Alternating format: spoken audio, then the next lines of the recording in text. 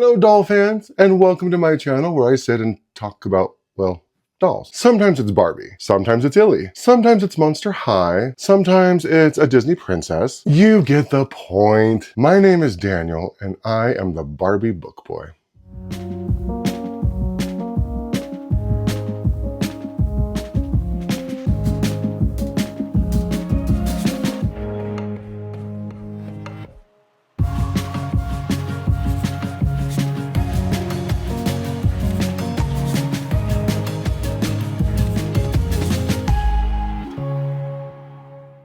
Guess what I got for Christmas? A respiratory infection. Seriously, it was pretty gross, but I do think I'm gonna live. However, just in case I don't survive the winter, I wanted to show off one of my Christmas presents to you today. The 2025 Skeletor Elvira Mistress of the Dark doll. This little beauty came out in July, so I know I'm late to the party, but did I mention I got a respiratory infection for Christmas? You guys, I barely made it through. I've basically just been going in and out of consciousness in between doses of medicine and Yuletide revelry. Anyway, my point is I had been dying to get her out of the box, but I wanted to wait until I felt good enough to do it on camera. So here we are with me on the mend and her desperate to break free from her box of bondage to wreak havoc on my house. I really wish I didn't have the immune system of a Victorian orphan who was born 17 weeks early. Anyway, I'm so excited to have this doll because I have been a fan of Elvira's since I was a kid, which is wildly inappropriate if you've seen the movie.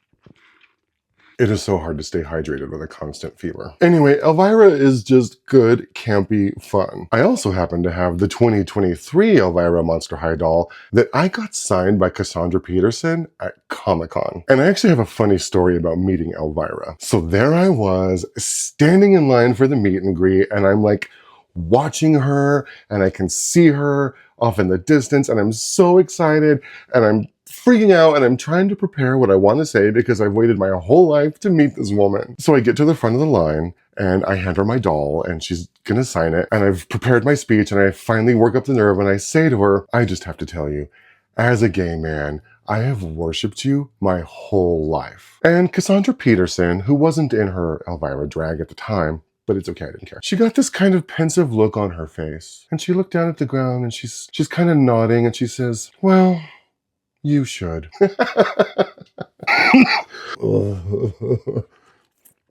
It was so funny, you guys. We had a hearty laugh. She was so sweet and she took the time and she was laughing with me and we were just kikiing like we were old girlfriends. It was a wonderful experience. For those who say don't meet your heroes, they've clearly never met Cassandra Peterson because she was so lovely and funny and just my favorite Comic-Con memory of all time. Anyway, now let's discuss the doll. Starting with the packaging, they've got her in this box that is a nod to the car she drives in the movie that she calls the Macabre Mobile. It's got these fun little spider web headlights, and it's also got the skeletal hand eyeball hood decal thing that her car has in the movie, all of which are actually textured. I don't know if you can see that on camera, but they're like raised on the box. Also, the studs all along the frame of her little windshield here, including the lettering, are textured. And we mustn't skip the luxurious leopard upholstery here in the background of this beguiling mobile box. You can't see it very good right now, but inside the box, they actually put little skeletts within the leopard print patterns. We'll take a closer look once I get it open. And both sides of the box feature this Elvira themed dagger that has a skelett on the pommel with her like iconic hairdo. This is also raised and textured, by the way. You can feel it, it's like lumpy. On the back of the box, we get these two glossy images of her. One is of her face, and you can kind of see how the eyes are like glossy. I think the lips are too. And then this full body pose of her, which is also nice and glossy against this matte black background. And with this view of her in the back of the box, you actually get a pretty clear view of the daggers that they have in her eyeballs. I'll try to show you the daggers on the actual doll itself, but just in case it doesn't show up, you can see them here on the box. And if you can imagine, Elvira has something to say, which I will read to you now. Hello, darling. Elvira, Mistress of the Dark here with some pre-show vamping. Geez, almost getting burned at the stake really shows you what's important in life. Like performing in front of an adoring Las Vegas audience. The little old town of Falwell sure was swell and all, besides their inclination for angry mobs and everything. But I gotta say, nothing appeals to my goth and glitzy self like dazzling lights. With my black faux leather dress, shimmering cape, and the macabre-mobile ready to burst onto a stage that rivals the underworld, let's just say I'll put on the most spellbinding show Sin City has ever seen. So I think it's clear that this doll is supposed to be in reference to the scene at the end of the movie where, spoiler alert, Elvira finally realizes her dream to become a real live Las Vegas showgirl. Fun fact, the actress who created Elvira, Cassandra Peterson, actually was a real-life Las Vegas showgirl at one point in her life. You can read all about it in her memoir, Yours Cruelly, Elvira, Memoirs of the Mistress of the Dark, for which I have a signed edition. I love how for the book she signed her name, Cassandra Peterson, but on my Monster High doll, she actually signed it Elvira. So I actually have 2 autographs, one from the character of Elvira and one from Cassandra Peterson herself. Just saying. Back to the doll. Clearly, being Monster High, they couldn't really do a faithful replica of the showgirl outfit. If you recall in the movie, those tassels do quite a bit of heavy lifting. So this is as close to that outfit as Monster High dared to get. And you know what? It works for me. But let's get her out and take a closer look. All right, let's get the junk out of the way first. The obligatory certificate of authenticity that I bent trying to get out of the box.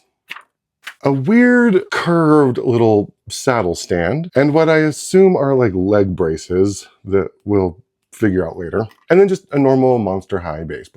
Also, now that she's out of the box, you can see the little skelettes better. There's one, there's one, there's one. I think there's some on the side of the box as well. You can kind of see, can you see the skelettes? Kind of all over the leopard pattern, so cute. Okay, enough nonsense, on to the headliner. After fighting with 234,000 plastic anchors and rubber bands, I finally got her out of the box. And here she is. And just look at this incredible face. Isn't it just oh so beautiful? True to the Elvira character, her eye makeup is heavy-handed in just the best possible way. I don't know if you can see or not on camera the little daggers in her eyeballs, but we saw the picture of it on the back of the box. They went with a much darker lip than the original character of Elvira, and I say that a girl has a right to change her dang mind. It's a gorgeous color, and it's still on brand for Elvira. Also, they made sure to include her magical family heirloom red ruby ring, which is necessary if she plans on doing any magical battle during her nightclub act in Las Vegas, so I'm glad she isn't without assistance. And the good news is her cape attaches to these little wrist cuffs here, which I was actually very glad about because it was kind of the one reservation I had about unboxing this doll. I wasn't 100% sure that out of the box, her spiderweb cape would stay like fanned out behind her like this. But since it's attached to her wrists here, it isn't a problem. I mean, it would have been fine because it still looks cool even if it's not fanned out. But I want the drama, and something tells me she appreciates it. So the cape shall remain fanned out, especially because she has this matching collar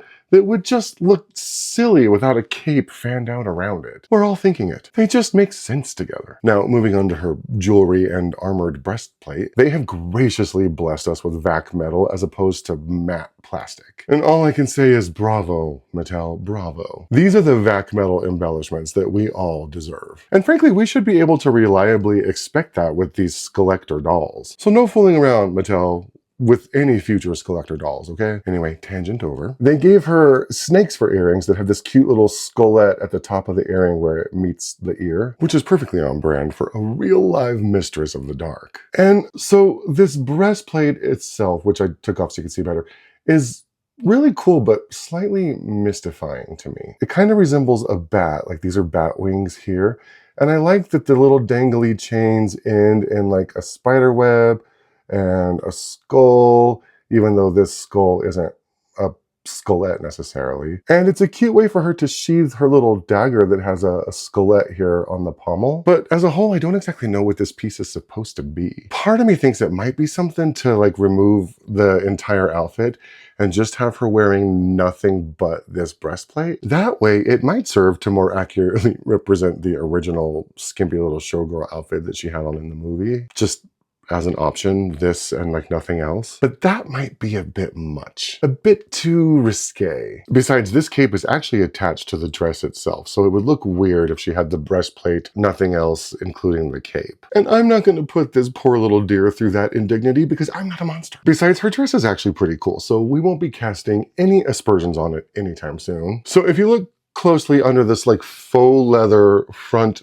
panel, you'll see all of these rascally little bats all over this sheer material. So it is most assuredly a dress that's worthy of the Mistress of the Dark. And then on the back of the cape, you'll see that they've continued honoring her iconic dagger, but they gave it a monster high touch with a skelet for the pommel, and then of course her iconic hairdo. So looking at her shoes, they've got this bat feature with a skull kind of in the center of the little bat there. And then the actual heel itself is just a plain black heel, which kind of surprised me because Monster High tends to do the object heels, as we all know. And if we're going to stick to the themes, I'm kind of surprised they're not like daggers or something. Not that I'm disappointed or anything. The truth is, I actually really don't mind that it's just a plain black heel. It's kind of nice to see, just like an iconic stiletto heel, especially because in the movie, if you remember, her heel actually plays an important role in helping her escape the bad guy. If you know, you know. So it's kind of nice that they actually left her heel alone. So here she is in all of her beautiful